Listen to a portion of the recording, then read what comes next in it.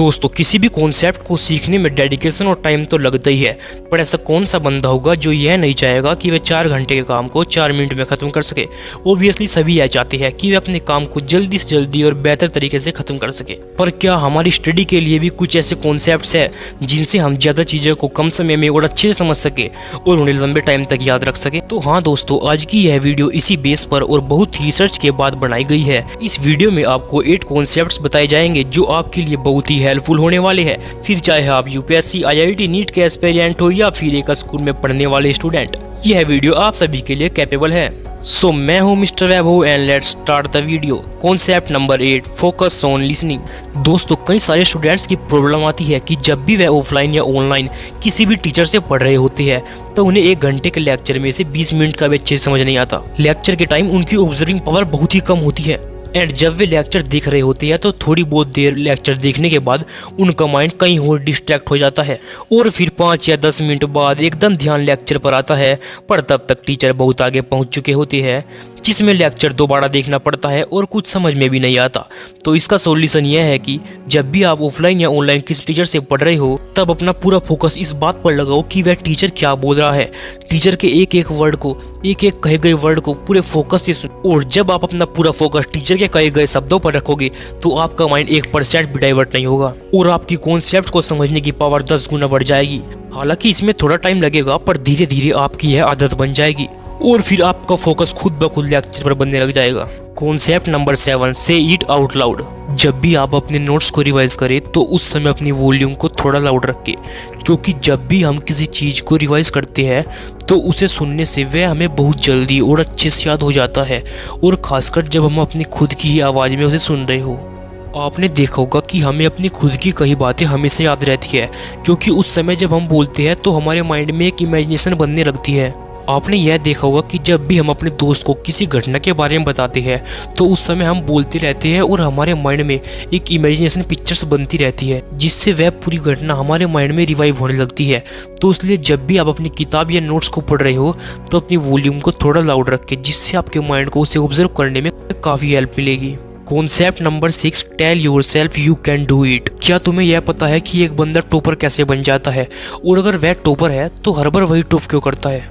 आखिर कभी ना कभी तो ऐसा हुआ होगा कि उसका मन भी पढ़ने का ना करा हो, फिर हर बार वही टॉप कैसे कर लेता? तो ऐसा इसलिए है कि जब एक बंदा क्लास टॉप कर लेता है तब उसे यह फील होने लगता है कि टॉप करने के बाद क्लास में उसकी एक अलग ही टॉप इमेज बन चुकी है। सभी टीचर उसकी रिस्पेक्ट करने लगे हैं, सभी टीचर उसे इंटेलिजेंट समझते हैं और दूसरे बच्चे उससे इंस्पायर होते हैं। तब उस बंदे की मेंटलिटी बिल्कुल वहीं पर चेंज हो जाती है। अगर वह पहले 2 घंटे पढ़ता था तो वह 4 घंटे पढ़ेगा, क्योंकि वह जानता है कि वह इंटेलिजेंट है, वह हर क्वेश्चन सोल्व कर सकता है। और अगर कभी ना कभी उससे कोई क्वेश्चन सोल्व ना हो तो वह अपनी पूरी पावर लगा देगा कि मैं इस क्वेश्चन को सोल्व करूं, क्योंकि मैं टॉपर हूं, मुझे यह करना ही होगा।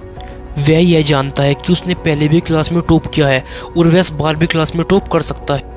तो अगर तुम एक एवरेज स्टूडेंट हो तो तुम यह सपोज करो तुम अपनी क्लास के टॉपर हो और तुमसे हर एक क्वेश्चन बनना चाहिए, तुम इंटेलिजेंट हो। तुम यह सपोज करो कि तुम्हारे हर टेस्ट में फुल मार्क्स आने चाहिए, फिर देखना तुम्हारे अंदर की इम्प्रूवमेंट कितनी जल्दी इंक्रीज होती है। Concept number 5, change your practice techniques each day.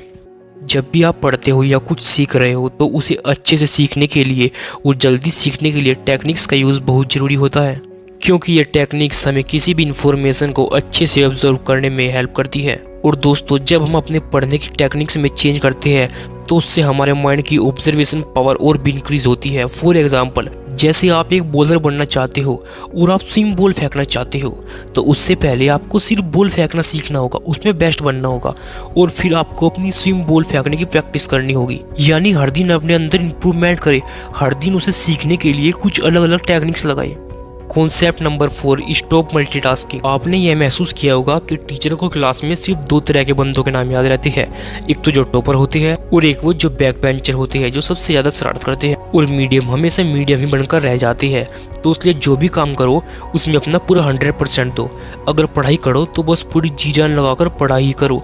अगर क्रिकेटर बनना है तो अपना 100% क्रिकेट में लगा, अपना पूरा फोकस उस काम में लगाओ जिस काम में तुम्हें इंटरेस्ट है, जिसे करने में तुम्हें मजा आता है। क्योंकि हमारा इंटरेस्ट अगर किसी चीज़ में डेवलप न हो तो वह हमें बोरिंग लगने लगता है, और जो काम हमें बोरिंग लगता है उसमें हम 100% दे ही नहीं सकते। और मल्टीटास्किंग से सिर्फ तुम्हारा फोकस डाइवर्ट होता है। एक बार में एक से ज़्यादा काम करने से आप किसी भी काम में बेस्ट नहीं बन पाओगे। तो इसलिए जब भी आप पढ़ाई करो तो सिर्फ पढ़ाई करो, उस टाइम टीवी या गाने सुनने को अवॉइड करो, अपना फ़ोन को बार बार चेक करने को भी अवॉइड करो। Concept number 3, take a 5 minute break in each hour. दोस्तों, जब हम 1 घंटा लगातार पढ़ लेते हैं तो उसके बाद हमारे माइंड को उस इन्फॉर्मेशन को डाइजेस्ट करना होता है जो हमने पिछले 1 घंटे में लर्न किया है। इसलिए 1 घंटा लगातार पढ़ने के बाद हमें नींद जैसी कुछ फीलिंग आने लगती है, जिससे हम बोर फील करने लगते हैं। बट एक्चुअली में वह टाइम हमारा माइंड हमसे कह रहा होता है कि अब मुझे थोड़ा ब्रेक चाहिए। एक फेमस बुक में 45 मिनट स्टडी के बाद 5 मिनट का ब्रेक लेने को कहा गया है। Concept number 2, recall what to learn. दोस्तों, रिसर्च बताती है कि जो हमने अभी याद किया है अगले 1 घंटे में हमें उसका केवल 80% ही याद रहने वाला है, और अगले 1 दिन में हमें उसका सिर्फ 60% ही याद रहेगा। और अगर हम उसे अगले 7 दिन में रिवाइज ना करें तो हमें उसका केवल 5 से 7% ही याद रहेगा। इसलिए जो भी हम पढ़ते हैं उसे रिवाइज करना बहुत जरूरी होता है, पर रिकॉल करना रिवाइज करने से थोड़ी ही अलग टेक्निक है। रिकॉलिंग जैसे जब हम अपना कोई ऐसा काम कर रहे हो जिसमें ज़्यादा माइंड का यूज़ करने की ज़रूरत नहीं है, जैसे साइकिलिंग, उस समय हम अपने माइंड को वह रिकॉल कर सकते हैं जो हमने पिछले 1 या 2 घंटे में पढ़ा था। जैसे आप अपने स्कूल से आते वक्त रास्ते में वे याद कर सकते हैं जो आपने लेक्चर क्लास में देखे थे। आप उन लेक्चरों को पूरी तरह से रिकॉल कर सकते हैं। Concept number 1, exercise regularly. दोस्तों, एक्सरसाइज की वजह से सिर्फ हमारी बॉडी ही नहीं बल्कि हमारा माइंड भी हेल्थी रहता है। एक्सरसाइज करने से हमारी मेमोरी और हमारे माइंड की पावर दोनों ही इंक्रीज होती है, और अगर आप रेगुलरली एक्सरसाइज करते रहते हैं तो उससे आपकी फोकस करने की पावर भी इंक्रीज हो जाती है।